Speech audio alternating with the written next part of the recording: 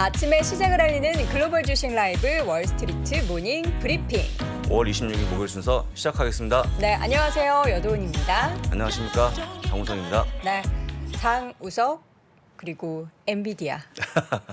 네, 끊을래야 그렇습니다. 끊을 수 없는 네. 인연인데 방금 전 실적 발표가 있었죠? 있었습니다. 방금 전이 아니죠. 한 1시간 15분 전쯤? 네, 5시 15분쯤? 1시간 10분 전쯤에 네. 나왔는데요. 근데 저희가 예상한 만큼 나왔다는 게 그렇죠. 이제 기본적인 이번 분기의 실적은 괜찮겠지만 앞으로에 대한 전망에 대해서는 좀 불확실성이 있을 것이다라는 그런 내용이 나오겠구나 싶었는데 아니나 다를까 시장 예상치보다 좀 낮은 전망을 네, 전망치가 발표했어요. 나왔습니다. 주가 좀 빠지는데요. 그런데 사실 따지고 보게 되면 네. 만약에 지금 시장이 좋았으면 굉장히 강세였으면 네. 그냥 넘어갈 수 있을 만한 그런 문제인데 음. 지금 그게 없으니까 자비가 그쵸. 없는 실적을 보이다 보니까 어쨌거나 빠지는 그런 모습 보였던 거 좀 이따가 네. 자세히 말씀드리겠습니다. 네, 잠시 후에 저희가 엔비디아를 비롯한 시장 이야기 쭉 확인해 보겠습니다. 어쨌든 시장은 3대 지수가 모두 반등하면서 마무리가 됐습니다. 잠시 후에 확인해 보도록 하겠고요. 오늘은 심층 인터뷰 진행합니다. 미래에셋증권 김석환 선임과 함께 할 텐데요. 현재 시장, 미국 시장이 과연 또 어떠한 상황에 놓여 있는 건지 또 여러 가지 차트를 보면서 자료를 보면서 분석해 보도록 하겠고요. 월가의 소식 오늘도 미국 주식에 미치다 이항영 전문위원과 함께 전해 듣도록 하겠습니다. 자, 오늘 주제를 좀 보도록 할게요. 네, FMC 의사록 내용입니다. 네. 연준의 강력한 금리 인상 의지가 공개되면서 3대 지수가 상승 마감했고요. 다우 지수가 4일째 올라가는 그런 모습 보여주면서 죽어도 9주 연속 주간 기준 하락은 갈 수 없다는 의지를 좀 보였습니다. 연준의 강력한 금리 인상 의지, 그러니까 5, 6, 7 모두 50bp씩 인상에 예, 맞습니다. 대해서 예. 전반적으로 좀 합의하는 그런 분위기의 의사록이 발표가 됐어요. 근데 저는 이제 오늘 아침에 새벽에 눈 뜨자마자 또 관련된 기사를 예. 쭉 보는데 외신은 제가 사실 많이 보지 못했어요. 근데 이제 국내 언론사들의 헤드라인이 자도 그 똑같은 얘기, 자이언트 스텝은 없다. 뭐 예상됐었던 수준의 FMC 의사록이었다. 이런 얘기가 좀 나오더라고요. 근데 저희가 이제 지난번에 FMC가 5월 초에 있고 나서 일제히 외신들의 보도가 자이언트 스텝이 향후 없을 것이다. 뭐 그런 얘기로 올랐다가 다음 날 어쨌든 그래도 금리 인상을 한다라는 거 아니냐. 네, 그렇죠. 이런 분위기로 좀 시장이 돌아섰었잖아요. 그때 그래서 그랬죠. 저는 하루 만에. 좀 그런데 또 국내는 불안하더라고요. 예상한 만큼 나왔다. 근데 해외는 연준의 매파적인 성향이 바뀌었다는 게 되게 많았어요. 좀 이따가 한번 설명드릴 거고요. 네. 근데 국내를 보시니까 조금 그러면 오늘 빠질 수 있다고 생각하시겠네요? 오늘 밤에? 그러니까 학습 효과적인 부분으로 보면은 이런 분위기면은 또 이렇게 해석을 살짝 또 달리하면은 예, 안 그렇습니다. 좋게 할 수도 있으니까. 제가 원문 그대로 보여드릴 거니까 네. 좀 이따 한번 보시면 좋을 것 같고요. 3대 지수? 3대 지수 흐름을 짚어보겠습니다. S&P 500 0.95% 상승이고요. 다우 0.6%, 네. 나스닥 1.5%가 올라가는 그런 모습 보였다. 딱 보시면요. 오후 2시경부터 올라가는 그런 모습이 나왔습니다. 2시에 네. FMC 의사록이 예, 공개되는 거죠. 되면서 올라가는 그런 모습 보여갖고 좀 이따가 결과를 확인하면 좋을 것 같고요. 네. 오늘은 순서를 바꿔서요. 메인 주제가 엔비디아를 먼저 가져왔습니다. 그렇죠. 엔비디아입니다. 실적이 발표가 됐는데요. 매출과 EPS 예상치 상했지만 전망치를 하향 조정하는 그런 모습 보여 주가 좀 빠졌는데 내년 말까지 바이백이 150억 달러를 발표했습니다. 150억 달러. 150억 달러면 20조 원이거든요. 네. 어마어마한 규모의 네. 바이백 발표했다는 거. 근데 이게 약발이 안 먹히죠 지금은.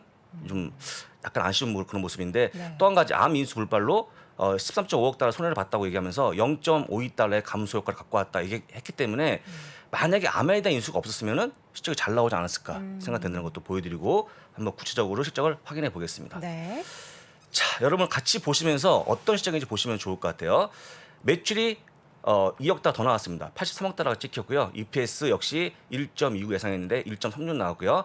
데이터 센터 매출이 38억 달러 가까이 나오는 그런 모습 보였고요. 게임 매출 역시 36.2억 달러 나왔는데 다 비트하는 그런 모습을 보였습니다. 그러니까요. 굉장히 높은 폭의 비트를 보였음에도 불구하고 2분기 전망이요. 전망이 약간 한 4억 달러 부족하면서 주가가 빠진다는 게 오늘 빠지는 이유라고 보시면 될 것 같습니다. 그러니까 지나간 실적은 필요 없다. 네, 그렇죠. 앞으로의 주가는 앞으로의 실적에 연동이 될 것이다라는 건 라는 맞는 거죠. 얘기죠. 예, 그렇습니다. 맞는 얘기인데, 예. 그러니까 뭐 지금 실적 사실 이번 분기 실적이 안 좋았어도 향후 전망이 좋으면은 주가가 이제 실적 발표한 날 오르는 것처럼 그렇죠. 당연한 수순인 건데. 근데 원래는 81억 달러 전망치가 81억이 아니라 86억까지 잡았는데요. 좀 낮췄나요? 낮춘 게 왜냐면 러시아 전쟁, 그다음에 중국 봉쇄 때문에 낮춘 거기 때문에 그거를 만약에 또 감안시켰으면 네. 포함시켰으면 훨씬 더 잘 나오지 않았을까 싶은데 아직까지는 이런 부분 때문에 주가가 빠진다는 거 보여드리고요. 네. 혹시 현재까지 확인 가능하시면 현재 말씀해 주시면 좋을 것 같습니다. 애프터마켓에서는 156달러선 7.54% 하락인데 장중에 사실 엔비디아가 많이 올랐어요. 5%대 상승이고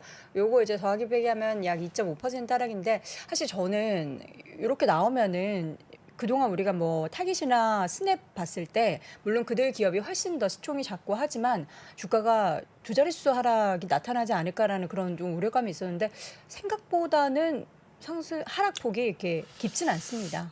깊지 않은데 그동안 많이 빠져서 그런가요? 그렇죠. 많이 빠진 것도 있고 전망치를 낮춘 거가 네. 사실 이제 이유가 있지 않습니까? 이유가 있잖아요. 전쟁이라든지 중국 봉쇄 이유가 있기 때문에 어떠한 기업도 여기서는 낮추지 않고는 못 버틸 것 같으니까 오히려 제가 볼 때는요. 오늘 만약에 아이비가 많이 목표 주가 나온다 그러면 거의 유지하는 쪽으로 보이니까 참고하시면 될 것 같고 젠슨의 발언이 좀 궁금한데 좀 이따 네. 잠시 후에 한번 이해하는 것을 불러갖고 여쭤보겠습니다. 네. 보시면 되고요. 지금 이제 중요한 거 FMC가 회의로 의사로. 공개가 된 건데요. 보시는 것처럼 더 높은 금리를 시사하면서 6월과 7월에 50bp를 얘기했습니다. 여기서 보면 0.5%니까 0.75 아닌 거 맞습니다. 맞죠? 아까 말씀하신 것처럼. 근데 이게 예상치 않고 했다 그러면 뭐 할 말이 없는데요. 두 가지 의미의 상당히 좀 외파적으로 발표했다고 보고 있는 건데요. 6월부터 영줄의 긴축이 발표가 되는데 모기지 MBS를 줄이는 것 과정에서 원래는 롤오프 그러니까 만기를 연장하지 않는 걸 했다가 이번에 매도하는 걸 보여주면서 또 보다 적극적인 어떤 매도에 나서는 모습 보이는 게 아닌가 싶어서 보다 좀 매파적으로 바뀌었다고 보시는 게 좋을 것 같고요. 그다음에 연내 금리 목표가 2.5, 2.75인데 상단을 열어놨습니다. 더 올라갈 수 있다 했기 때문에 만약에 필요하면은 3도 볼 수 있다는 거 다시 한번 보여드리면서 2.75보다는 더 높은 걸로 올라가지 않을까 싶어서 이 두 가지 이유 때문에 매파적 바뀌었다고 보시는 게 맞을 것 같습니다. 네. 또 회의록에는 인플레이션이라는 단어가 60회 정도 언급이 됐다라는 건 뭐 일각에서는 페드 풋에 대한 이야기도 많이 나오잖아요. 근데 어쨌든 인플레이션을 잡는 게 제일 순위이기 때문에 페드 풋은 뭐 물 건너간 거 아닌가? 네, 그렇습니다. 그다음에 이제 어제도 얘기했습니다만 빌 에크만이 네. 왜 니네 일을 안 하냐면서 굉장히 그 뭐라 그럴까요? 폄하했지 않습니까? 일을 비난하고. 열심히 해라. 근데 실제 여기 나와준 걸 보게 되면 충분히 바뀌는 그런 모습이 나온 걸로 보이니까 네. 앞으로 조금 더 강한 행보를 보이지 않을까 싶고요. 두 번째 나와주고 있는 이 롤오프, 그러니까 지금 얘기해서 모기지 금리를 원래 만기를 받고 그냥 떨궈내는 건데 이거 직접 매도 나서면요 상당히 빠르게 좀 대응하는 거니까 약간의 좀 뭐랄까 매파지 바뀐 거를 다시 한번 인정할 수밖에 없는 그런 모습이었다고 보시면 될 것 같습니다. 네. 부디 이번에는 FMC 의사록에 관련해서 다음 날 또 다른 시각으로 또 시선을 달리해서 시장 끌어내리는 그런 일은 없었으면 좋겠습니다. 저는 없을 것 같아요. 이 정도면은 끝난 거라고 보실 수 있을 것 같고요. 제가 볼 때 연준이 막 갑자기 개인처럼 막 생각을 바꿀 수는 없지 않습니까? 그렇죠. 제가 언론이 자꾸 그렇죠. 바꿔요. 제가 바꿀 수 있는 한도에서 가장 크게 바꾼 거니까요. 잘 보시면 될 것 같고 충분히 시장에는 도움 된다는 거 좀 보여드립니다. 네. 자, 그 다음에 제가 오늘자인데요. 오늘자인데 5월 25일자 제가 이제 미국의 그 휘발유가를 갖고 왔는데요. 이게 떨어지면 제가 좋기 때문에 가져온 거거든요. 네. 근데 아직까지는 올라가는 그런 모습이 계속 나와져 있고 올라요. 만약에 매일매일 발표가 되는 것 중에서 하락을 하게 되면 네. 제가 가져오도록 하겠습니다. 저도 이제 지금 딱 게이지를 보니까 내일쯤 주유를 해야 되더라고요. 요즘에 항상 뭐 사실 생각해 보면은 그게 전체 넣었을 때 몇천 원 차이인데 그게 굉장히 아까워요. 너무 아깝죠. 비싸고 우리가 6, 70달러대 기름을 넣었던 그 과거가 생각나죠? 까마득해요. 예. 까마득해. 생각나는데 디젤은 더 높습니다. 그러니까요. 그래서 제가 안 가져왔습니다만. 그 디젤도 제가 지난번에 그 유류세 부분에 있어서 저는 이제 1357구를 알아서 잘 몰랐는데 그쪽 공부를 해보니까 경유에는 보조금이 또 있잖아요. 근데 유류세가 낮아지면 그 보조금도 낮아진다고 해요. 그래서 경유가 휘발유 대비해서 보조금이 낮아지지 않은 그렇군요. 다시 올라가가지고 그럼 비싸지는 세금에 그런 대한 부분 구조라고. 때문에 그런 네, 걸로 보입니다. 그러더라고요. 그래서 여러분들 이 표를 보는 방법은요. 지난주 대비해서 오늘 빠져야 됩니다. 오늘 네. 기준으로 보게 되면. 근데 4.12 대비 4.6까지 올라갔기 때문에 여전히 올라간다는 거 좀 보시면 좋을 것 같고요. 네, 이제 맵을 보도록 하겠습니다. 맵입니다. 1번 반도체 종목이었습니다. 엔비디아에 대한 실적 기대감이 깔리면서 올라가는 그런 모습 보였는데 아마도 오늘 약간 내려가지 않을까 좀 그렇게 염려가 됩니다. 네. 보시면 되고요. 2번 테슬라가 올라가는 그런 모습 보였는데 최근에 많이 빠진 것도 있지만 어젠가요? 레스토랑 업계에 다시 한번 진출하는 소식이 전해지면서 오. 식당을 한대요, 이분이. 뭐 어떤 종류예요, 음식이? 잘 모르겠습니다. 나중에 공개가 되면 보시면 될 것 같고요. 또 한 가지가 트위터에 대한 아직까지 인수위를 밝히면서 주가 올라가는 모습 보였다는 거 좀 확인시켜 드리고 3번은 금융주인데요. 3일째 올라가는 그런 모습 보여주면서 의외로 네. 강한 모습을 보여준다는 거. 다시 얘기하지만 경기 침체 피해주가 아니고 금리 인상의 수혜라고 보는 게 어떨까라고 좀 조언 드립니다. 네, 자, 알겠습니다. 4번이 나이키 스타벅스인데요. 나이키 스타벅스가 러시아 쪽에 빠져나오면서 주가가 좀 최근에 빠졌는데 오늘 반등하는 그런 모습 보였습니다. 해서 뭐 러시아에서 영업이 안 되지 않겠습니까? 네. 빠져나온 건 당연해도 불구하고 주가 많이 빠졌는데 오늘 반등해서 반가운 소식을 전해드리고요. 준비 안 했습니다만 끝에 있는 5번, 뭐 5번이죠. 엑슨모빌, 쉐보론 같은 기업들이 계속 올라오고 있는데 뭐 12일째 올라오는 그런 모습 보여주면서 강력한 상승을 이어간다는 것도 아, 말씀드려보겠습니다. 오늘 바쁘셨나 봐요. 네. 5번 할 시간 없으셔서 저는 5번 하셔가지고 난 아, 별로 5번이요? 없는데. 제가 준비 안 한 걸로. 왜냐면 이거 찍을 시간이 없었습니다. 네. 아니 근데 테슬라 일론 머스크가 어떤 식당을 하는지 너무 궁금한 게 이게 아무래도 일론 머스크는 본인이 이제 홍보로서 굉장히 좀 영향력 있는 어떻게 보면 인플루언서잖아요. 인플루언서죠. 영향력 있는. 네. 식당을 하게 되면은 이제 본인의 영향력으로 뭔가 장사가 잘 될 것이다라는 네. 생각 충분히 할 수 있을 것 같은 네. 그런 느낌이 드는 게 우리 손흥민 선수가 브랜드를 론칭할 거라는 그런 보도가 어제 굉장히 많이 나왔습니까? 나왔어요. 한국 본인만의 입국, 브랜드? 네, 한국 어. 입국하는데 그 손에 거꾸로 하면 NOS잖아요. NOS죠. 맞나요? 아, NOS 맞죠? 네, 예. 노스? 모르겠어요. 노스 세븐 해가지고 그거 이제 그 이름에 대한 특허? 아, 특허가 아니고 그 뭐죠? 저작권? 저작권. 그 브랜드에 네. 대한 그거를 또 이제 다 신청을 해놨더라고요. 상표권? 네, 상표권. 네, 네, 네. 그래서 네, 뭐 네. 테슬라 일론 머스크가 뭐 개인적인 사업이 아니고 이게 또 함께 영위하는 사업이라면 나쁘지는 않을 것 네. 같다. 네. 그러니까 다른 건 다 차치하고 지금 트위터 인수권 상당히 좀 이슈가 커지고 있는데 네. 오늘 제가 내용 봤더니 의지가 아직까지 있는 걸로 보입니다. 그래서 일단은 인수한다고 보시는 게 맞을 것 같고요. 특히 테슬라 같은 경우는 아시겠지만 지금 생산에 대한 문제가 이슈가 되고 있는데 네. 이것 또한 어제 얘기했습니다만 중국 때문에 안 되는 거죠. 어쩔 수 없는 거 아니겠습니까? 최근 나와주는 전망치가 어쩔 수 없음에도 불구하고 네.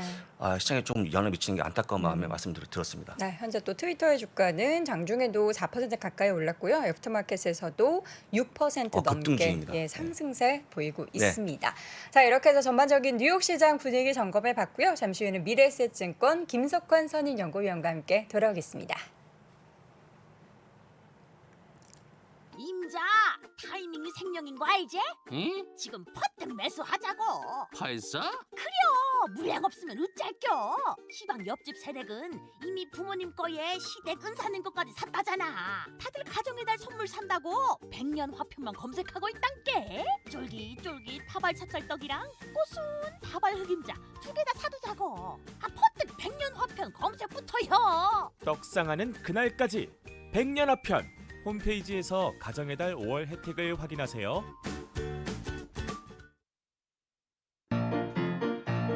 원스토어 가면 다양한 게임도 있고 인기 웹툰도 있고 최저가 쇼핑도 있고 우와, 날마다 혜택이 달라진다고?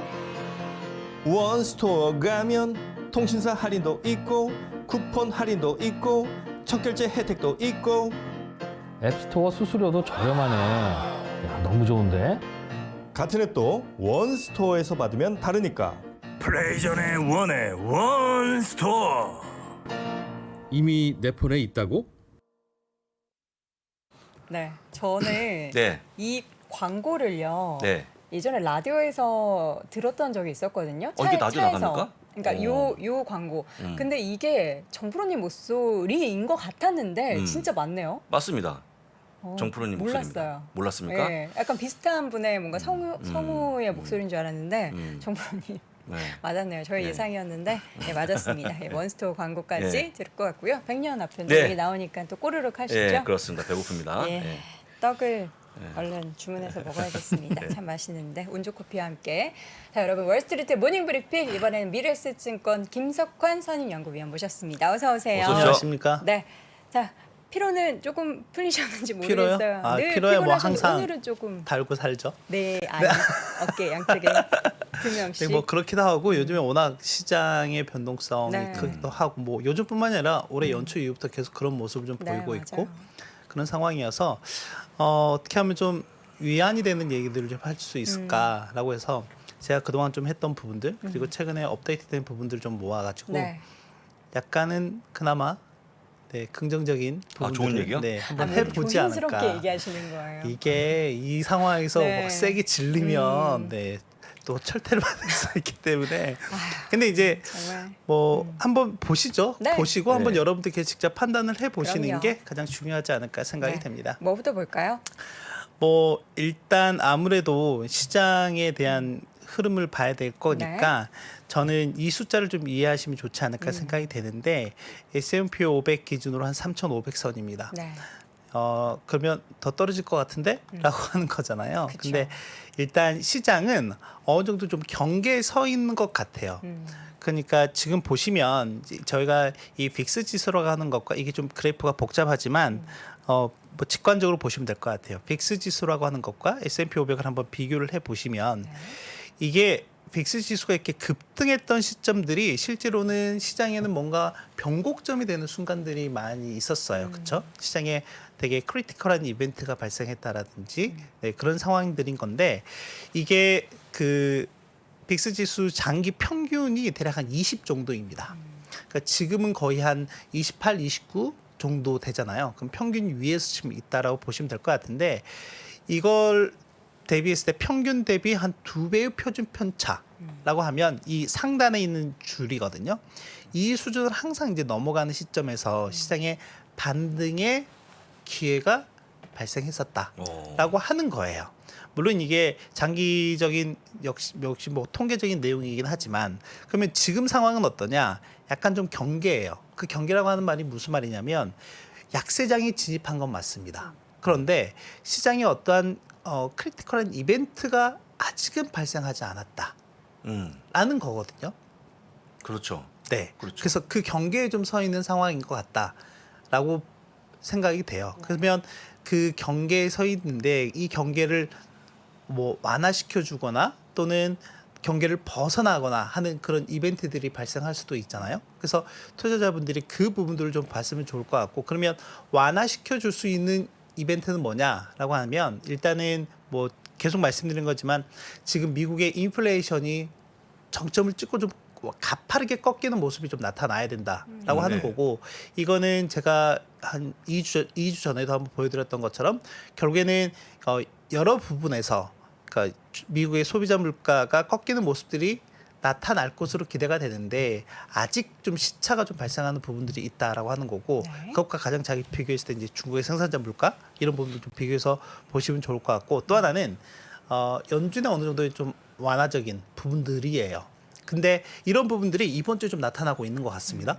네, 그러니까 그 연준 내부에서도 약간 5월 FOMC 전까지는 약간 강경하게 얘기를 했었던 애틀란타 연은 총재 라파엘 보스틱 같은 경우도 이번 주에 들어서 어떤 얘기를 했냐면 일단 9월 정도에는 우리 연준이 좀 더 강경하게 가는 부분에 대해서 일시 정치 약간 멈추면서 좀 시장 상황을 좀 보면서 대응을 해도 될 것 같아라는 얘기도 했었고 뭐 자주 나오는 제임스 브로더 같은 경우도 보면 원래 3.5%까지 빠르게 올려야 된다라고 얘기를 했잖아요. 네. 근데 최근 시장에서는 약간 이러한 연준의 움직임들을 잘 반영하고 있단 말이죠. 그러니까 연준의 이런 의지를 시장이 잘 받아들이고 있는 상황이기도 하고 이제 그러다 보니까 내년에 가서는 금리 인하 기조로 돌아설 수도 있어.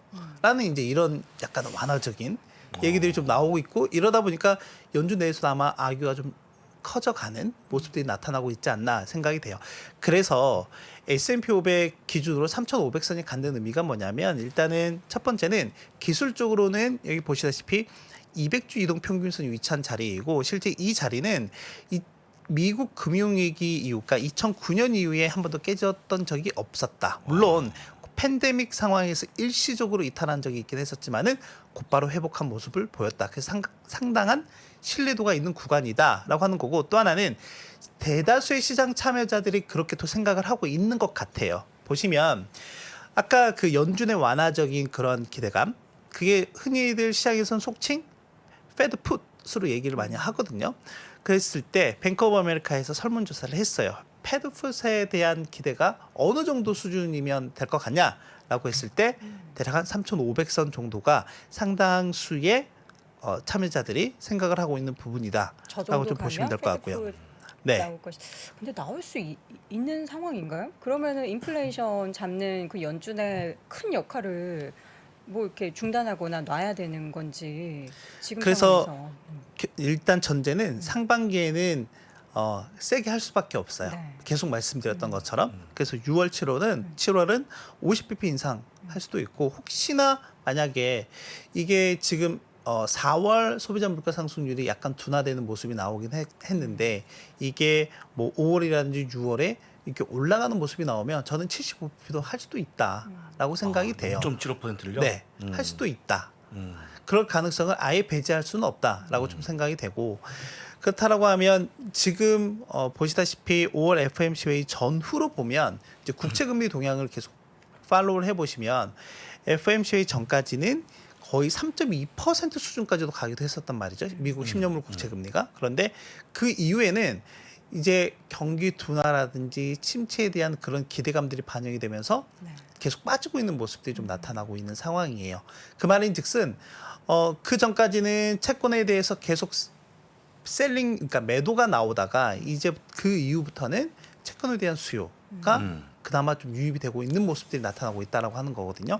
그래서 아까 말씀드렸던 것처럼 인플레이션이 꺾이는 모습이 좀 가파르게 나와야 된다. 근데 중국은 가파르게 지금 나오고 네. 있거든요. 중국은 또 하면 하잖아요. 생산자 물가가 쭉 빠지고 있는 모습을 보이고 있잖아요.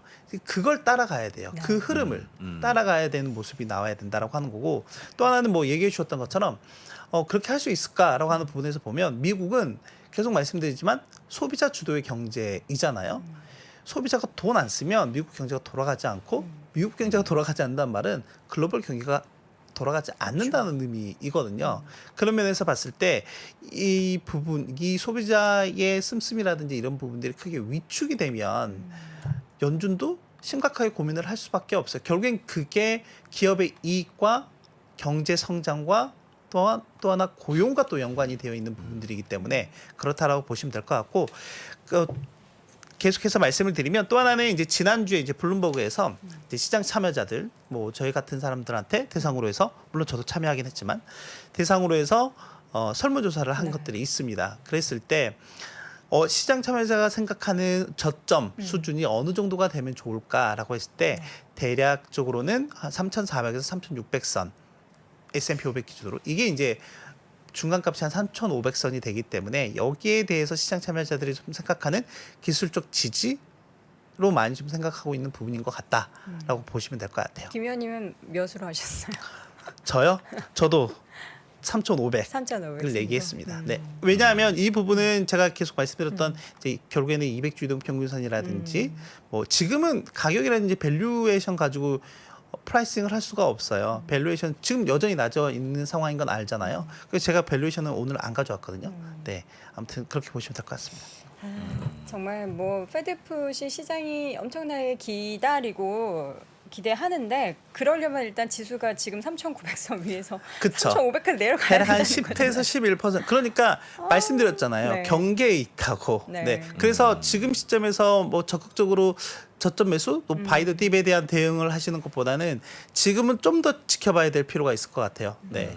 그리고 제가 일전에 한번 나스닥 종합지수 가지고도 말씀드렸던 자리가 대략 한 1,700에서 1,800선이었거든요. 나스닥이 좀 더 이제 가파르게 빠진 부분이 있는데 그런 시점들을 한번 볼 필요가 있지 않을까 생각이 되고 근데 아시는 것처럼 오늘 뭐 엔비디아 같은 경우에도 150억 달러 규모의 자사주 매입 발표했지만 이게 지금 약발이 안 먹혀요. 그러니까. 그렇죠?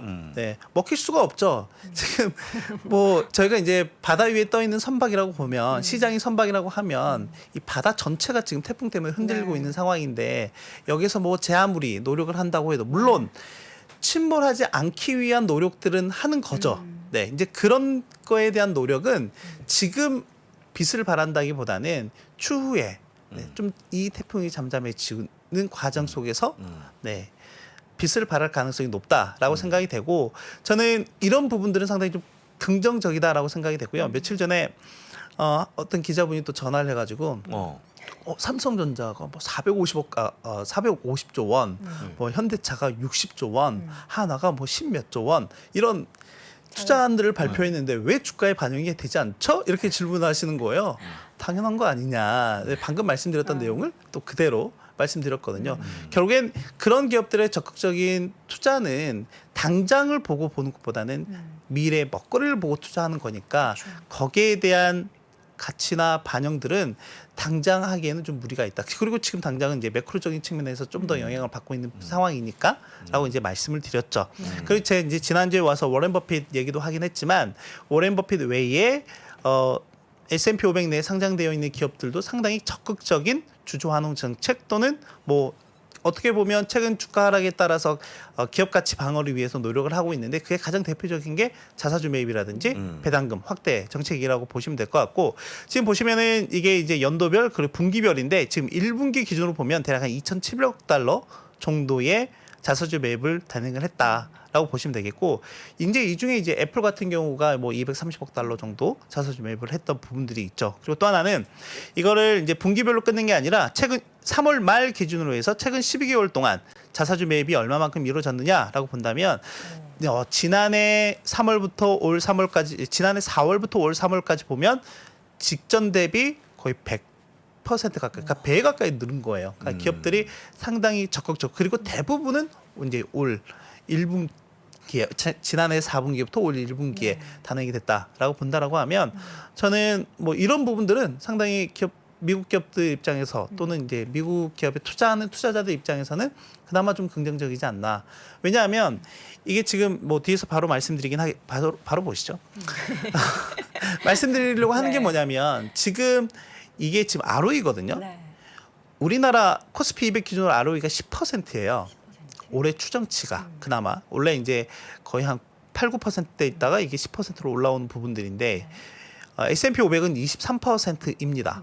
여전히 최근에 시장에 어떤 뭐 좀 변동성이 있었음에도 불구하고 여전히 견고한 수준을 유지하고 있다. 이 말인즉슨 기업들의 매출이나 이익단의 움직임들이 크게 컷다운 되지 않는 모습들. 그러니까 뭐 지금 저희가 1분기 어닝 시즌은 워낙 잘 나온 건 알고 있고 네. 뭐 엔비디아도 마찬가지고 그런데 이제 시장이 불안해하고 있는 거는 결국엔 앞으로의 움직임에 대해서 대단히 불안해하고 있는 부분인 거잖아요. 그리고 이제 애플 같은 경우에도 어떤 크리티컬한 그 지지라인을 이탈했던 계기가 뭐였냐면 실적 발표하면서 야 2분기에 매출이나 이익단이 한 10% 정도 줄어들 것 같아. 이게 다 중국 봉쇄 정책의 영향. 그러니까 그 2분기 전체 온기 기준으로 했을 때라고 얘기를 했단 말이죠. 근데 만약에 그게 약간의 좀 뭐 2분기 전체가 아니라 만약에 그 영향력이 뭐 3개월 중에 뭐 한 달 정도만 했다 또는 뭐 2달 정도만 했다 어느 정도 경감이 될 수 있는 여지가 상당히 커졌다라고 하는 거죠. 이제 그런 부분들이 있었던 건데 뭐 지금 이런 상황에서 본다라고 하면 S&P 500 기준으로 전체적으로는 상당히 견조한 ROE를 유지하고 있는 상황이다. 이 말인즉슨 올해 매출이나 이익에 대한 전망치가 아직까지는 버티고 있다. 견고하다라고 하는 것이고요. 또 하나는 이제 여기에서 또 덧붙이면 뭐 대부분의 연준 위원들이라든지 이런 사람들이 계속 얘기하는 게 경기 진짜 없을 거야라고 이렇게 또 얘기를 하고 있는 거잖아요.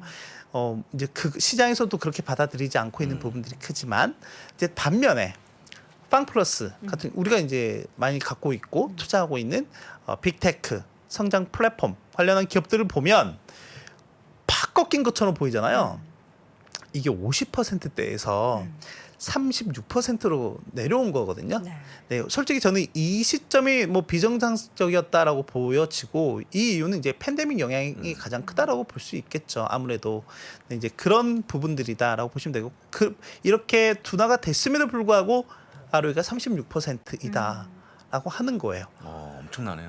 엄청난 거죠. 엄청난 거죠. 우리 입장에서는 정말 부러운 거죠. 네, 이제 그런 측면에서 봤을 때 아직까지는 뭐 미국 기업들에 대한 이익 성장이나 매출 성장에 대한 기대치는 여전히 유효하다라고 보시면 되겠고 또 하나는 이제 그 이 외단에서 기업들이 상당히 적극적으로 주주 가치 방어를 위해서 노력을 하고 있다라는 정도로 보시면 될 것 같습니다. 근데 아까 말씀하셨처럼 이제 우리가 태풍이 왔지 않습니까? 배가 흔들리겠죠. 근데 아직 큰 태풍까지는 작은 태풍이라죠. 아주 작은 조그만 태풍인데 어쨌거나 태풍이 가시려면 날씨가 좋아져야 되는데 시장에서 원하고 있는 그 상승의 트리거가 뭐 인플레이션 데이터가 될지 아니면 다음 달 6월 달에 금리 인상인지 혹시 위원님 어떻게 생각하세요? 뭔가 저는 예. 일단 그 인플레이션 데이터가 꺾여야 된다고 생각이 됩니다. 확실히 제가 꺾이는 일단 모습? 레깅은 한 2, 3개월 정도라고 말씀을 좀 드리긴 했었는데 약간 원래 거의 뭐 한두 달 정도 차이로 해서 그러니까 저는 일단 보는 게 이제 중국의 생산자 물가와 미국의 소비자 물가의 데이터를 계속 이제 비교해서 보고 있는 상황인데 중국은 확실히 좀 계속해서 이제 꺾이는 모습들이 나타나고 있는 것 같아요. 네. 그래서 만약에 그 흐름을 따라가는 모습이 나온다라고 하면 연준도 충분히 버퍼가 생겨요. 네. 그렇죠. 예. 네, 대응할 수 있는 버퍼가 생기게 되고 그러니까 지금처럼 아주 쪼일 필요는 없는 상황에 올 수도 있다라고 생각이 되거든요. 그래서 이번 내일이죠. 내일 이제 미국 현지 시각으로 발표되는 이제 개인 소비 지출, PCE. 네, PCE 물가 지수가 또 발표가 될 거기 때문에 결국엔 연준은 이제 PCE 물가 지수를 좀 더 보죠. 준거 자료로 예, 보니까 예, 예. 네, 그런 움직임들을 좀 살펴보실 필요가 있지 않을까 생각이 되고 네.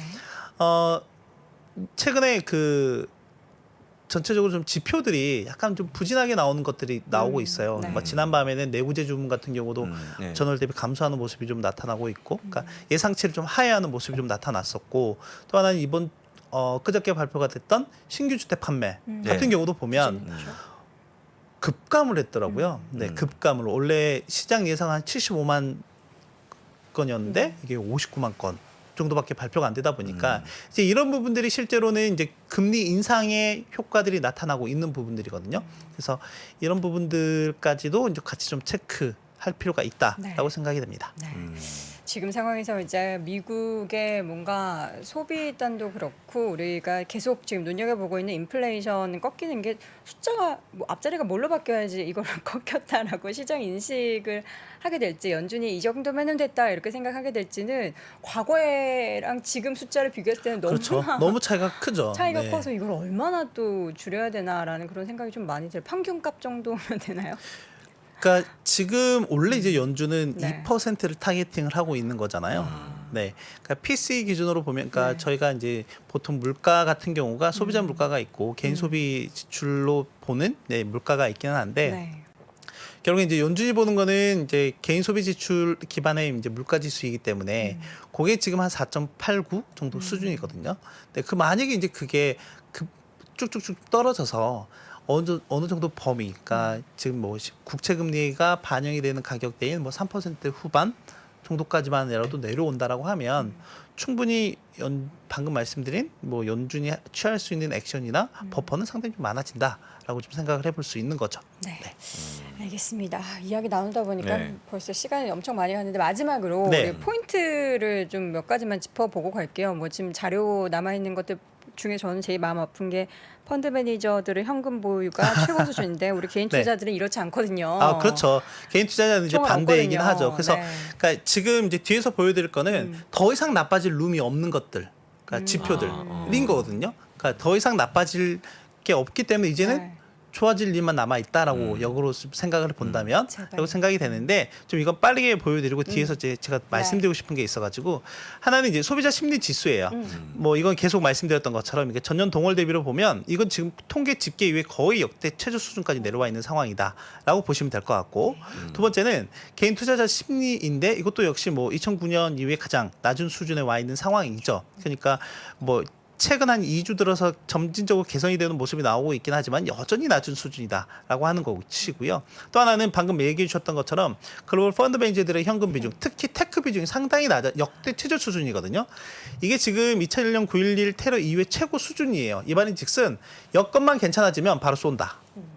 쏠 수 있다라고 하는 거죠. 네. 네, 긍정적으로 그렇게 좀 보시면 될 것 같고 네. 이제 제가 최근 시장에서 좀 보면서 말씀드리고 싶은 게 두 가지가 있는데요. 유로존과 지금 미국 간의 통화 정책의 차이가 분명히 좀 있었다라고 했고, 근데 이번 주에 그 기조의 변화가 나타났다라고 보시면 되겠고, 그래서 그러면 이제 7월부터 그 6월에 ECB 통화 정책 회의가 예정이 되어 있는데 아마 이제 이 시점부터 계속해서 기준금리 인상에 대한 시점을 노려볼 것으로 예상이 돼요. 그래서 이번 주에 그러니까 라가르드 ECB 총재가 우리 이제 정상화할 거야. 정상화라기보다는 이제 좀 인플레이션 대응을 해야겠다라고 얘기를 하는 순간부터 달러 대비 이제 유로화가 좀 강세로 가고 있는 모습을 보이고 있다. 이제 그럼에도 불구하고 저는 일단 달러 베이스의 기초자산 비중 확대가 일단은 제 1원칙이다라고 생각을 하고 있는 부분이고요. 두 번째는 제가 이제 3월 달에 와서 말씀드릴 때 3월 달이 이 시점이거든요. 천연가스 가격을 말씀을 드렸어요. 원유보다는 천연가스 쪽이. 근데 그 이후에 거의 한 70% 이상 올랐거든요. 여전히 타이트한 수급입니다. 네, 일단 가장 큰 이유는 미국의 천연가스 생산량이 뭐 세계 최대 수준이긴 한데 자기네 쓸 것도 많지 않은 상황에서 그거를 유럽 쪽으로 계속 수출하고 있는 상황이거든요. 거의 지금 한 3개월 내 최고 수준까지 와 있는 상황이다 보니까 그리고 올해 더 계속 늘릴 예정이기 때문에 그렇다라고 하면 미국 내 그 천연가스의 그 가격 상승 압력이 계속 좀 커질 상황이다라고 보시면 되겠고 결국에 이제 유럽의 지정학적 이슈가 어떻게 풀리느냐에 대한 얘기인데 뭐 풀려도 문제는 맞다라고 하는 거거든요. 그래서 이 부분을 좀 체크하시면 좋지 않을까 생각이 되고 아까 뭐 아직 큰 태풍은 오지 않은 것 같다라고 말씀드리긴 했지만 그럼 그 큰 태풍은 뭐냐라고 했을 때 이 부분이 지금 주식이나 채권과 이런 부분들이 이거는 이제 저희가 보통 보면 이제 자산이니까 근데 이게 신용과 연계되면 이거를 잘 보셔야 합니다. 네, 그러니까 이 말인즉슨 디폴트나 이런 부분들이 나타나게 된다라고 하면 이거는 좀 클 수가 있어요. 그러니까 아까 저희가 이제 앞에서 빅스 지수가 급등했었던 그런 시점들이 이런 크레딧 이슈가 발생했을 때거든요. 그래서 지금 미국이나 유로존의 하이힐드 채권들의 지금 금리가 급등하고 있는 양상들이 최근에 좀 나타나고 있다라고 하는 부분이에요. 근데 지금 시중금리 꺾이는 모습이 나오고 있지만 이 하이힐드 채권들에 대한 금리는 꺾이지 않고 있는 상황이거든요. 그래서 하나의 꼭 체크해서 보셔야 될 부분들이 있다라고 하면 이런 신용 관련한 지표들은 꼭 지켜보시고 특히 중국의 부동산 쪽을 보셔야 되는데 이번 주 들어서 골드만삭스라든지 로이터 등등 뭐 이런 쪽에서 그 중국 부동산에 대한 그 부도 예상률, 예상 확률 이런 부분들 좀 높이는 모습들이 좀 나타났어요. 그래서 이 부분도 좀 같이 향후에는 좀 체크해서 볼 필요가 있다라고 생각이 됩니다. 더 이상 나빠질 게 없다라고 했지만 변수가 이 중국 부동산. 그렇죠. 아까 쪽이 될 경계에 수 서 있다. 있다라고 했잖아요. 그 경계를 확 깰 부분은 이 이슈죠. 크레딧 이슈입니다. 부디 터지지 않기를. 그렇죠. 터지면은 글쎄요. 연임할 수 있을까요? 부디 중국은 부동 뭐 잘 관리하잖아요. 네. 뭐 안 좋아지면 좀 좋게 관리하죠. 만들고 뭐 하잖아요. 네, 잘 관리해서 부디 더 이상의 안 좋은 악재는 없기를 바라는 마음입니다. 자, 오늘의 시간 미래에셋증권 김석환 선임연구위원 함께했습니다. 위원님 고맙습니다. 고맙습니다. 감사합니다. 이분이 오면 시장 얘기 듣고 싶어서. 또 신부님께서 요즘에 탑3 안에 인기를 또 누리고 계십니다. 변동성 자산이기 때문에 이런 위기가 왔을 때 너무나 큰 기회가 옵니다. 아니 1500에서도 주식을 안 샀는데 1800, 1700에서 사시겠습니까? 저는 그거는 그닥 도움이 안 되는 조언이라고 봅니다. 페드가 첫 금리를 인상을 할 때는 투자 규모를 더 늘려야 될 겁니다. 페드는 이제는 금리를 올려도 경제가 버틸 수 있다라고 판단을 했다라고 합니다.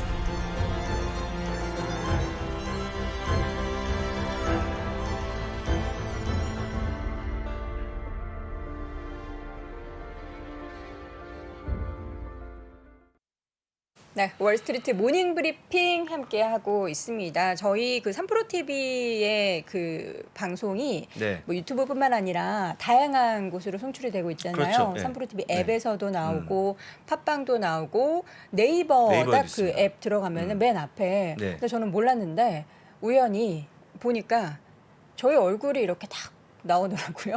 아, 우리 얼굴이요? 예. 제가 캡처해뒀어요. 일단 작게 나가야 될 텐데. 걱정. 제 얼굴이 이때문에 이렇게 나와가지고 걱정 안 하셔도 네, 될 것 같습니다. 다양한 플랫폼에서 저희 콘텐츠 송출이 되고 있으니까요. 여러분이 편한 플랫폼 선택하셔서 잘 들으시거나 보시면 좋을 것 같습니다. 자, 이번에는 월스트리트 모닝 브리핑 월가의 소식 미국 주식에 미치다 이항영 전문위원과 함께 들어보도록 하죠. 어서 오세요. 어서 오세요. 안녕하세요. 네. 이양입니다. 지수의 반등은 반갑기는 하되 네네. 좀 우리가 걱정했었던 엔비디아 실적 발표에 뭔가 후폭풍이 과연 오늘 밤에 있을 것인가에 대해서 우려를 하고 있는데 거기에 대해서 일단 한 말씀 해주시죠. 우려요? 네. 저는 우려 별로 안 합니다. 정말요? 왜요? 네, 저는 뭐 주식 하나 뭐 우려 그리고 왜냐하면 지금 시각 우려해도 소용도 없어요. 그렇죠. 네, 우리가 뭐 걱정한다고 오르는 건 아니니까요. 저는 개인적으로 선물 시장 있잖아요. 네. 장 시간 마감 후 뭐 시간 외 뭐 장 전에 애프터마켓, 선물 프리마켓 뭐. 별로 전 잘 안 봅니다. 성격상 잘 안 보고요. 네. 뭐 엔비디아 뭐 잠시 그 설명 다 하셨겠지만 저 아직 어닝콜을 진행하고 그런 거 제가 좀 듣고 왔거든요. 근데 뭐 특별한 얘기는 아직 없다라고 보셔야 되겠고요. 다만 이제 앞서 나왔던 거에 추가적으로 나온 것들은 아마 최근에 소위 미국의 IT 기업들이요. 일반적인 하나의 특징이 있습니다. 뭐냐면 우리 이남우 교수 때문에 저도 들었고 같이 들으셨던 거가 페이스북이죠. 메타 플랫폼이 신규 고용을 중지했다. 그쵸. 그리고 대부분이 요즘 보면 슬로우 하이어링이라는 표현을 씁니다. 그래서 신규 고용을 좀 줄이고 있다. 그러니까 계속 이제 적극적으로 뽑았잖아요. 네. 뽑았던 거를 약간 좀 천천히 줄이고 비용. 그리고 일부에서는 이제 지금 사람이 많다는 표현을 하고 있는 거죠. 그게 어디서 얘기했냐면 물론 다른 그런 작업 때문에 그러겠지만 그런 구조 조정, 인적 조정 때문에 그랬지만 넷플릭스가 사람을 좀 줄였잖아요. 네. 몇 명 안 그렇죠. 되지만 줄였고요. 한번 말씀드렸는데 아마존도 지금 일부 지역이죠. 일부 지역에 소위 배송 지역에 있으면 집화장 이런 데, 웨어하우스 이런 데 있을 거 아닙니까? 거기에 지금 오버스텝도 됐다는 얘기를 했고 사람이 많다는 얘기를 했거든요. 오늘 딱 그 얘기를 좀 했습니다. 오늘 그 CFO가 오늘 젠스랑이 한가에는 CFO가 오늘 어닝콜에서 얘기를 했는데 무슨 얘기냐면 지금 여러 가지 주입한 환경 이런 얘기 매크로 이코노믹이 어렵다. 쉽지 않다. 챌린징하다는 얘기를 젠스랑도 오늘 발표문에 써 있었는데 오늘 그런 얘기를 하면서 지금 똑같은 표현을 했습니다. 슬로우 하이어링. 그러니까 하이어링을 약간 좀 줄인다 얘기하는 거 천천히 하겠다. 그러니까 그만큼 지금 확대 일로의 일반적인 그동안의 실리콘밸리 IT 업계 그리고 미국의 성장 그런 기업들뿐만 아니라 월마트도 똑같은 얘기했거든. 네. 월마트도 오버스텝돼 있다는 표현을 썼는데 오버스텝돼 있다는 거가 약간 사람이 뭐 많다는 얘기죠. 그러니까 그런 의미가 지금 거기다 했다. 그래서 일반적인 그런 흐름 정도가 오늘 추가적으로 나온 멘트라고 보고 있고 지금도 진행되는 것 같습니다. 그 정도 먼저 말씀드릴 수 있겠네요. 네. 3대 지수 오늘 좀 보면 하여튼 앞서 부사님 말씀하셨겠지만 지난주까지 해서 7주 연속 8주 연속의 하락. 이게 지금 100년 만에 있었던 일. 그리고 지금 이게 혹시라도 8주까지 넘어가면 8주까지 S&P 넘어가면 더 확실히 밀리거든요. 그래서 진짜 쉽지 않은 일이에요. 역설적으로 보면. 그래서 이게 지금 플러스를 시도하고 있고 오늘까지 해서 나스닥도 지금 주초 이후 플러스로 돌아섰는데 저는 예측을 잘 안 하지만 저는 플러스가 가야 된다. 뭐 많건 적건 간에 그런 기대감을 갖고 있죠. 이번 주는 최소한. 그렇지만 다음 주는 또 어떻게 될지 모른다고 보셔야 되겠고요. 연준의 얘기는 사실 앞서 부사님도 얘기하셨겠지만 이건 동전의 양면입니다. 결론적으로 보면 별로 의미가 없다. 왜냐하면 지금 시장은 이런 거죠. 지금 똑같은 거를 갖고 뭐 적극적으로 금리 인상할 수도 있겠고요. 반대로 좀 좋게 보는 사람들은 지금 데이터에 좀 중시해서 그 정책을 한다는 얘기가 좀 합의가 있었기 때문에 오히려 지금 인플레이션이 좀 잦아들면 좀 속도를 늦출 수 있다. 그렇게 또 투자자들이 해석할 뿐이죠. 그렇게 말을 한 적은 없거든요. 그렇지만 전체적으로 보면 시장에 그 중립적이었다라고 좀 보여지고 있겠고요. 그보다는 오히려 지금 이분의 말이 좀 솔깃하다고 보고 있습니다. 클라인월스 햄브로스에서 얘기가 지금은 연준 의사록의 자체 의미가 의사록 발표된 거 의미가 크지 않고 상당히 많은 주식이 이미 충분히 많이 하락한 것이 팩트라는 얘기죠. 그리고 10년물 기업 조금씩 내려가고 있는 건 사실이거든요. 이런 것들에 대해서 오늘 좀 반등을 시도했을 뿐이다라고 이해하시면 저는 편할 것 같고요. 네. 어찌됐건 10년물이가 지금 플러스 마이너스를 되건 간에 추세가 조금 내려오고 있잖아요. 지금요. 이건 분명히 나름 긍정적이다라고 보여주고 있습니다. 오늘 따로 준비 안 했지만 요즘 보면 다들 어두운 약간 지금 부정적인 전망들만 많이 보셨잖아요. 그게 눈에 들어오죠. 눈에 들어오는데 그래서 오늘 뭐 약간 긍정적인 소식 듣는데 제가 말로만 해드리면 저는 그거 처음 알았습니다. 미국은 예산을 행정부에서 하나 아니라 전부 의회에서 합니다. 의회에서 상원하원에서 하는데 그래서 의회에서의 그 중립적인 그 당소적인 아닌 사람들이 우선 경제 그런 위원회가 있는 모양이에요. 네. 그게 뭐 있더라고요. 있는 저도 처음 알았는데 거기서 내년도 경제 전망을 상향시켰어요. 네, 그리고 올해 연말까지 해서 인플레이션율은 4.2 정도로 가고 내년은 또 3% 내려왔기 때문에 그들은 지금 피크를 쳤다고 있습니다. 그쪽에서는. 그래서 모르겠습니다. 어찌됐건 10년간에 좀 내려오는 자체는 좀 긍정적으로 일단 보셔도 된다고 보고 있고요. 미국 달러는 오늘 약간 보합으로 강보합은 나왔지만 어제도 한번 보여드렸지만 어찌됐건 진정세를 보이고 있거든요. 보이거든요. 진정세를 보이는 자체는 주식시장에 도움이 된다고 보고 있고요. 어찌됐건 저는 하여튼 달러가 비싸다는 생각을 여전히 하고 있고요. 달러는 내려와야 됩니다. 그러니까 지금 우리나라 달러 원으로 보면 1,300원 막 육박했었잖아요. 이게 지금 뭐 제가 한번 유심 보면 현금 사자가 1,300원 어저께도 찍히더라고요. 제가 은행에 갔었는데 현금으로 샀을 경우에 근데 뭐 제일 비싼 요율이니까. 전 어제 팔았거든요. 달러를 조금 팔았는데 1,200. 돈 버신 분의 위험이죠 지금. 60 몇 원이더라고요. 그래서 왜 이렇게 내려팔 때 좀 내려갔네. 네. 그 기준으로 그 전체 나눔을 했을 텐데 그거요. 통장으로 캐시를 판 게 아니잖아요. 어찌됐건 제가 드리고 싶은 말씀은 달러가 지금 비싸고요. 달러가 조금 내려가면 지금 달러 원은 1,660원 저는 개인적으로 지나고 나면 저렇게 위에 있을 때도 있었다라고 생각할 사람들이 많을 것 같아요. 최소 6개월, 1년, 2년 지나면 저는 가장 우리 전 세계에서 물론 이머징 마켓 전체 시각이 좋은 건 아니지만 한국 시장에 상당히 좀 찬스가 있다고 보고 있어요. 특히 다른 건 몰라도 외국인이 적극적으로 살 수 있어요.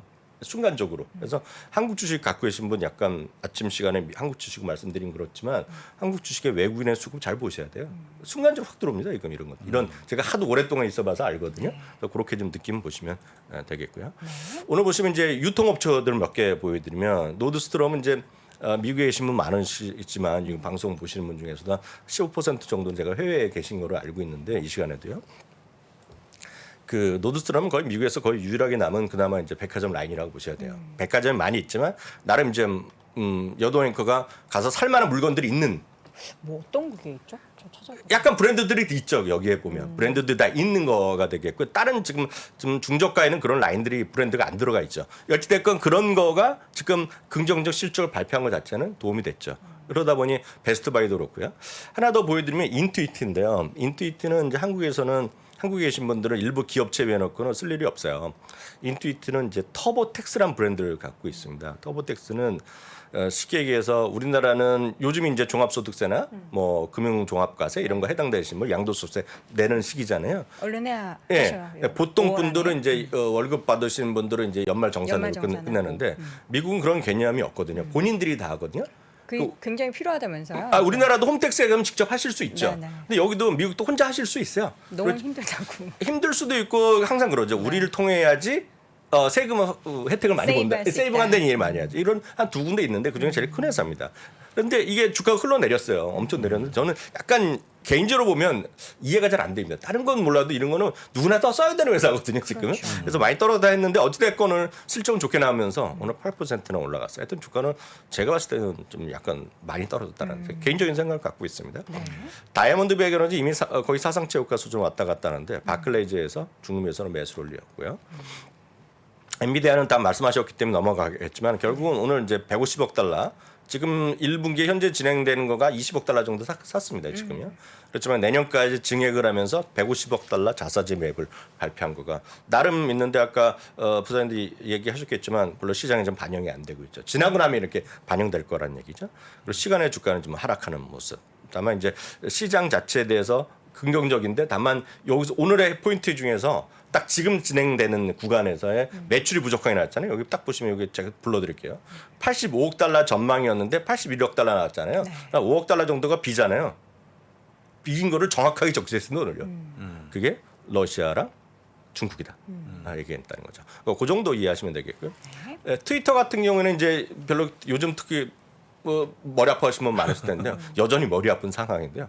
오늘 또 장 끝나고 나서요. 뉴스가 지금 일본 뉴스에서 나왔는데 잭 도시 아시잖아요. 잭 도시는 이제 창업 이걸 만든 사람이면서도 전 CEO로 돼 있는 거고. 이번에 일론 머스크 한다고 그러니까 박수 치고 환영했던 사람이에요. 어찌됐건 잭 도시요. 스퀘어를 갖고 있는 그 사람인데요.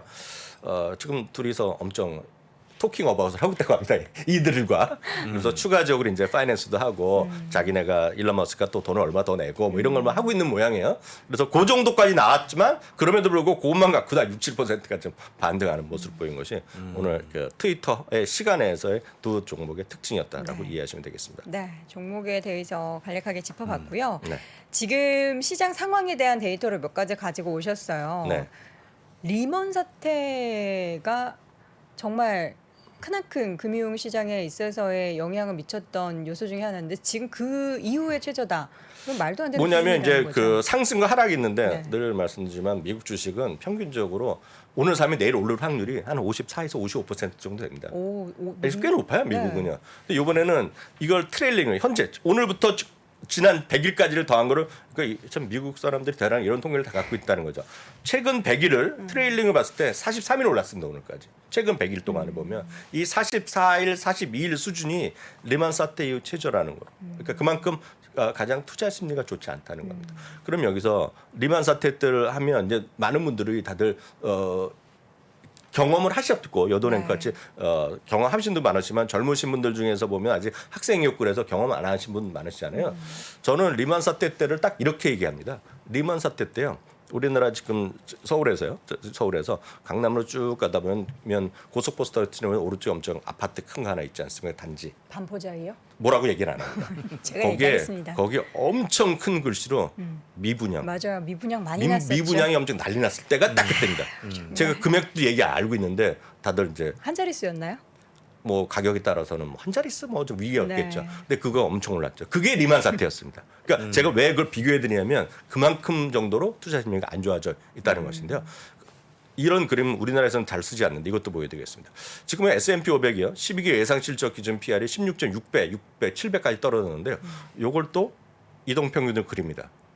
이걸 또 200일 이동평균에서 그린 애들이 있는 거예요. 네. 블룸버그에서 갖고 왔는데 이거 지금 평균이 200일이 20배인데 16.7배라는 겁니다. 이렇게 떨어진 적이 또 유사일에 또 거의 없다는 거죠. 네.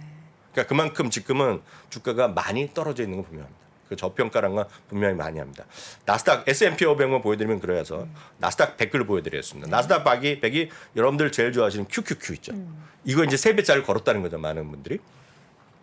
21.37배라 역사적 평균 2006년 이후에 15년 동안 평균에 한 19.5배 정도 나오거든요.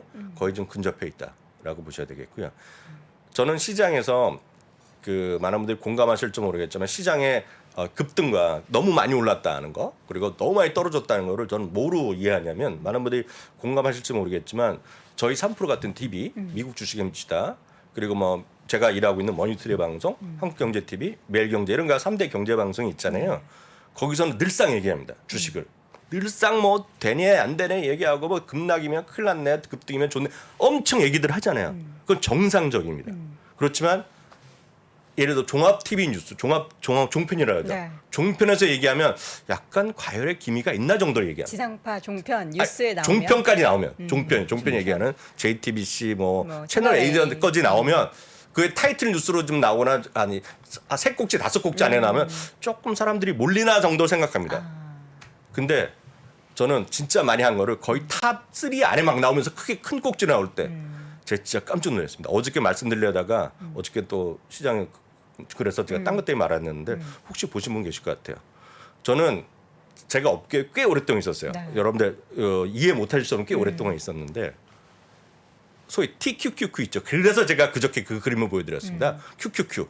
제가 아침에 보여드리는 날 있잖아요. TQQ. 네, 네. 올라가려면 얼마나 올라가야 되느냐.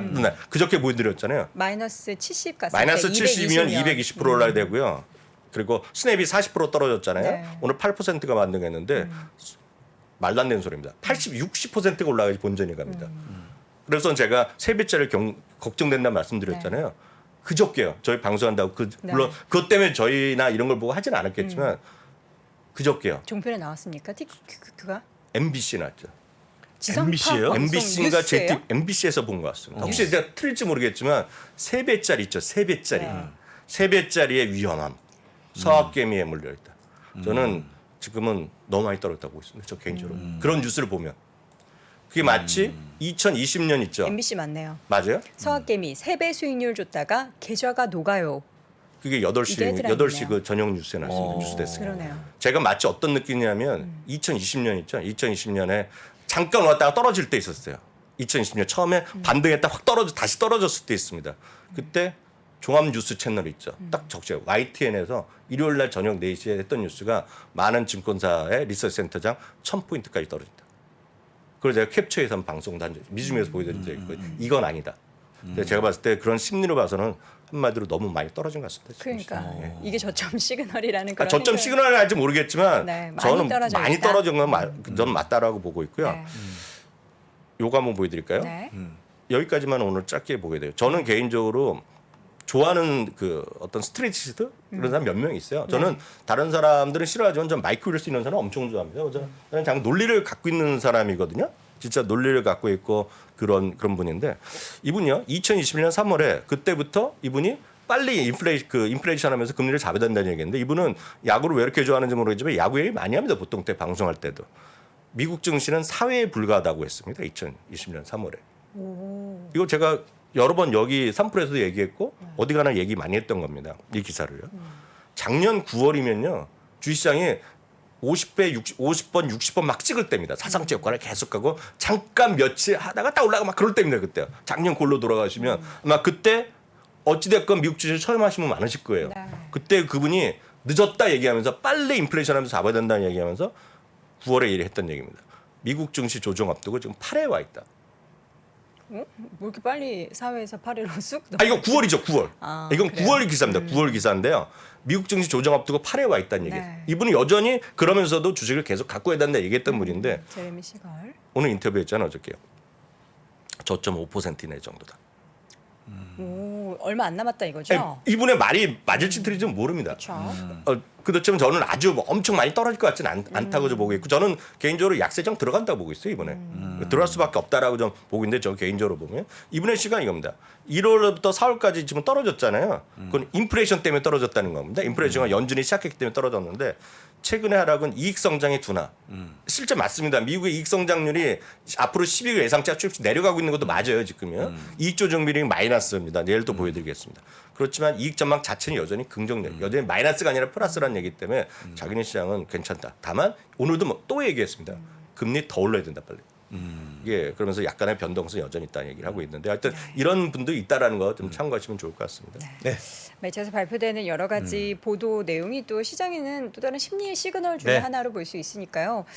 지상파 방송 뉴스에서 티큐큐큐가 나왔다는 게 대박입니다. MBC 맞나요? 네 맞아요. 찾아봤습니다. 놀라운 이야기 중 하나였습니다. 자 이렇게 해서 오늘도 미국 주식에 미치다 이항영 전문위원과 함께했습니다. 위원님 고맙습니다. 감사합니다. 자, 월스트리트 모닝 브리핑 함께 하셨습니다. 저희는 매일 6시 30분부터 7시 30분까지 여러분과 함께 하고요. 내일도 어김없이 6시 30분에 돌아오겠습니다. 여러분 고맙습니다.